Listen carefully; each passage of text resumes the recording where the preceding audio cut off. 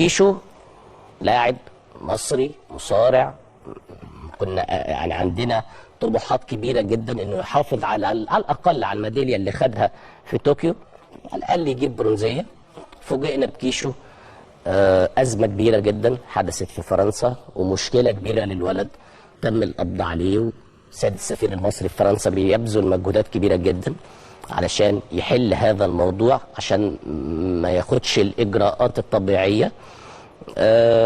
كان سهران زي ما اتقال، انا بقول الكلام اللي اتقال واللي عرفناه واللي سمعناه واللي حضراتكم عارفين.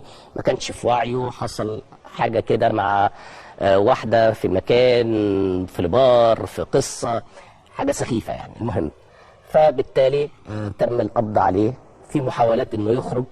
دكتور اشرف صبحي مع المهندس ياسر ادريس بيحاولوا مع سياده السفير ان هم يحلوا هذا الموضوع. فشيء غريب جدا، كيشو بعد زي ما بقول لحضراتكم احنا متوقعين يروح ياخد ميداليه، خرج من دور ال 16. يعني بيان اللجنه الاولمبيه عن واقعه كيشو و بيقول اول حاجه اللجنه الاولمبيه بتقول احاله كيشو الى لجنه الهيئات والانديه والقيم برئاسه اللواء شريف الانماطي للتحقيق فيما نسب الى اللاعب من تصرفات غير مسؤوله.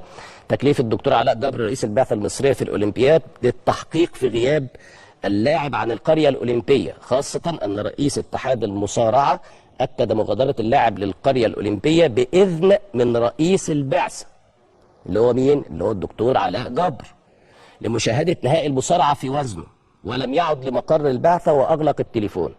مهندس ياسر إدريس رئيس اللجنة الأولمبية طلب لجنة القيم بالتطبيق الصارم للوائح في حق اللاعب، وفي حالة ثبوت مخالفة اللاعب فإن العقوبة قد تصل إلى الشطب النهائي واستبعاده من ممارسة اللعبة محليا ودوليا.